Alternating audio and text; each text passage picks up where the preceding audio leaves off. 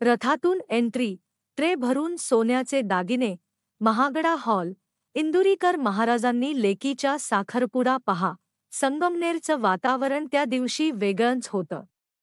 दुपारच्या उन्हात झळाळणारा वसंत लॉन्स चमकदार फुलांनी, दिव्यांनी आणि सजावटीने उजळून निघाला होता. सभोवताली गर्दी, हसरे चेहरे आणि प्रत्येकाच्या नजरा एका दिशेला, कारण तिथं होता प्रसिद्ध कीर्तनकार, लोकांच्या मनावर अधिराज्य गाजवणारा नाव, इंदुरीकर महाराज. आज मात्र ते कीर्तनाच्या मंचावर नव्हते, तर एका बापाच्या भूमिकेत होते. आपल्या लेकी ज्ञानेश्वरीच्या साखरपुड्याच्या निमित्ताने रथातून आलेली ज्ञानेश्वरी आणि साहिलची एंट्री पाहून लोक थक्क झाले.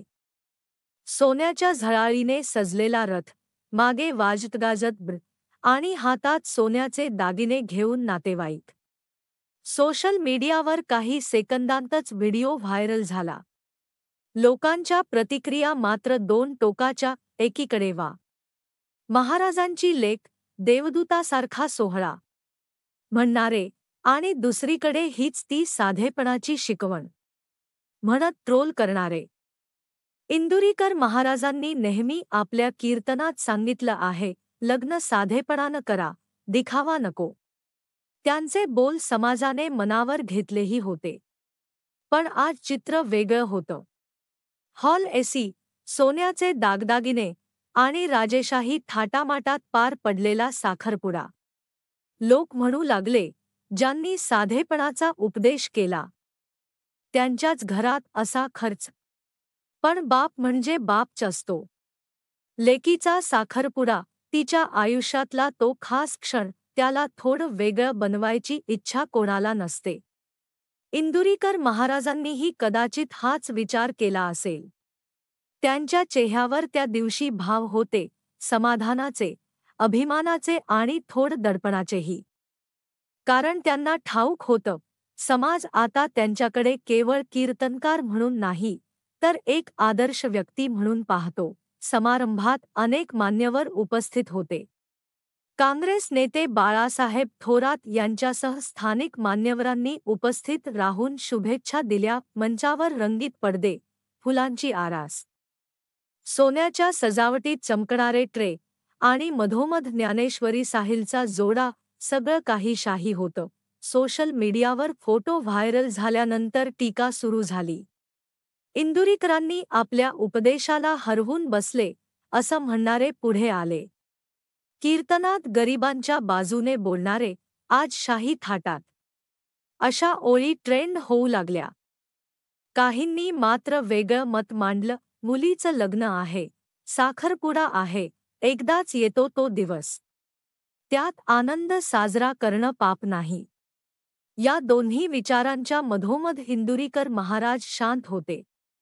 त्यांनी माध्यमांना फारस काही सांगितलं नाही, पण त्यांच्या एका कृतीनं मात्र सगळ्यांना गप्प केलं. त्यांनी या साखरपुड्याच्या दिवशी 1,11,000 रुपये मुख्यमंत्री सहायता निधीत नुकसानग्रस्त शेतकऱ्यांसाठी देणगी दिली. म्हणजे आनंद साजरा केला, पण समाजाची जबाबदारीही निभावली. हीच गोष्ट महाराष्ट्राच्या संस्कृतीची खरी ओळख आहे, आनंदातही कर्तव्याची जाणीव. परंतु सोशल मीडियाचा काळ असा आहे की लोक फोटोवरून निर्णय घेतात. कुणाला त्यांच्या भावनांचा, प्रसंगाचा संदर्भ दिसत नाही. इंदुरीकर महाराजांचं आयुष्य म्हणजे समाजासाठी दिलेली अनेक वर्ष, गावागावात कीर्तनं, लोकांना साक्षरतेकडे नेणं, व्यसनमुक्तीचा प्रचार, मुलींना शिक्षणाचं महत्त्व समजावणं. पण त्या सगळ्या कार्यावर एका साखरपुड्याने प्रश्नचिन्ह येणं, हे चित्र आपल्यालाही थांबून विचार करायला लावतं. कारण आपण नेहमी इतरांकडून परिपूर्णता अपेक्षित करतो, पण स्वतः मात्र अपूर्ण असतो. ज्या समाजात दिखाव्याला जास्त किंमत आहे, तिथे साधेपणाचा उपदेश करणाऱ्या व्यक्तीवरही कधी कधी दिखावा हा शब्द चिकटवला जातो. पण खरं सांगायचं तर त्या दिवशी इंदुरीकर महाराजांनी जे काही केलं ते एका वडिलाच्या भावनेतून होतं, आणि त्यात भक्तीपेक्षा माणुसकी जास्त होती. साखरपुड्याचा कार्यक्रम संपल्यानंतर काही तासांतच सोशल मीडियावर फोटो आणि व्हिडिओंचा अक्षरशः पूर आला. कोणी इन्स्टाग्रामवर वाह, महाराजांची लेक राजकन्या वाटते, असं लिहिलं, तर कोणी फेसबुकवर हीच का साधेपणाची शिकवण, असं विचारत व्हिडिओ शेअर केला. ट्विटर, एक्स वर तर इंदुरीकर साखरपुडा हा हॅशटॅग ट्रेंड होऊ लागला.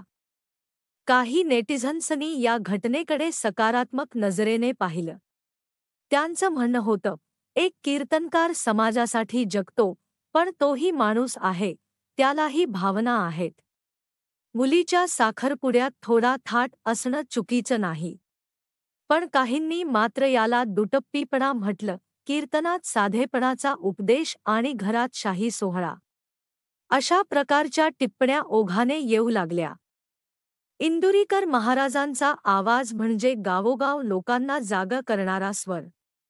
व्यसन सोडा, मुलींना शिक्षण द्या, लग्नात फाजील खर्च करू नका, असं सांगणाऱ्या या व्यक्तीवर आता तेच समाज प्रश्न विचारत होता. काहीजण म्हणाले, महाराजांनी जे सांगितलं ते उपदेशासाठी होतं, त्यांच्या घरातील गोष्टही वैयक्तिक आहे. पण काहींना मात्र हा फरक मान्य नव्हता. सोशल मीडियाचा हा काळ म्हणजे निर्णयांचा काळ. काही सेकंदांच्या क्लिपवरून लोक मतं बनवतात आणि तेच मत काही तासात व्हायरल होतं. महाराजांच्या चाहत्यांनाही यामुळे संभ्रम वाटू लागला. आपले गुरु असे का करत आहेत? तर काही भक्त म्हणाले, त्यांचं मन स्वच्छ आहे, ते सगळं देवाकरता करत आहेत. साखरपुड्याचा व्हिडिओ पुन्हा पाहिला तर खरोखर तो थाटमाट वेगळाच वाटतो. सोन्याच्या दागिन्यांनी भरलेले ट्रे, चमकणारे हॉलचे दिवे, सजलेला रथ आणि नववधूच्या चेहऱ्यावरच तेज. हे सगळं एकत्र पाहिलं की वाटतं, हो, हा सोहळा श्रीमंतीचा होता. पण त्याचवेळी तो एका बापाच्या अभिमानाचा क्षणही होता. इंदुरीकर महाराजांची लेक ज्ञानेश्वरी, बालपणापासूनच वडिलांच्या कीर्तनात सहभागी होत असलेली, संस्कारांनी भारलेली मुलगी. आणि साहिल, सुशिक्षित, मराठी संस्कृतीत रुजलेला युवक. त्यांच्या नात्याचं बंधन केवळ संसाराचं नव्हतं, तर दोन कुटुंबांच्या मूल्यांचंही होतं. त्यामुळे इंदुरीकर महाराजांनी या क्षणाला खास बनवायचं ठरवलं असावं, पण समाजाला त्या मागचं मन दिसलं नाही, फक्त झळाळी दिसली. हे आपल्या काळाचं मोठं सत्य आहे. आपण भावना वाचण्याआधी फोटो पाहतो आणि निष्कर्ष काढतो. या वादाच्या दरम्यानही काही जणांनी संतुलित मत मांडलं. एका सोशल मीडिया वापरकर्त्याने लिहिलं, इंदुरीकर महाराजांनी कधीच लोकांना श्रीमंती करण्याचा सल्ला दिला नाही. त्यांनी सांगितलं की, दिखावा नको. पण जर कोणाकडे साधनं आहेत आणि तो आपल्या मुलीचा साखरपुडा आनंदात साजरा करत असेल, तर त्यात चुकीचं काय? तसंच काही पत्रकारांनीही या विषयावर चर्चा केली. एका न्यूज चॅनेलच्या चर्चेत एका पॅनेलिस्टने म्हटलं, आपण महाराजांच्या एका कार्यक्रमावर टीका करतोय, पण त्यांच्या समाजसेवेचं श्रेय घेत नाही. त्यांनी अनेक वेळा शेतकऱ्यांना मदत केली, व्यसनमुक्ती मोहिमा चालवल्या, हे विसरून आपण एका समारंभावरून निष्कर्ष काढतोय. ही गोष्ट खरी आहे की इंदुरीकर महाराजांनी साखरपुड्याच्या दिवशी 1,11,000 रुपयांची देणगी शेतकऱ्यांसाठी दिली. त्यांनी ती घोषणा केली नाही, पण ती बातमी नंतर समोर आली. आणि तेव्हा काही टीकाकार शांत झाले.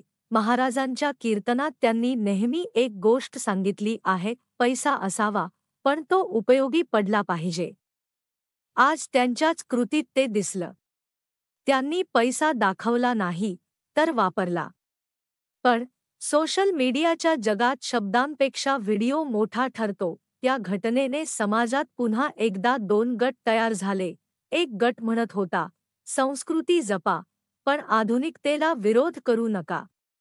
दुसरा म्हणत होता, संस्कार देणारे जेव्हा आधुनिकतेच्या रंगात रंगतात, तेव्हा त्यांच्या उपदेशाची किंमत कमी होते. पण खरी गोष्ट ही आहे की या दोन्ही मतांमध्ये सत्याचा अंश आहे. साधेपणा म्हणजे केवळ कपड्यांचा किंवा हॉलचा खर्च नाही, तर मनातील नम्रता. आणि ती इंदुरीकर महाराजांच्या चेहऱ्यावर त्या दिवशीही दिसत होती.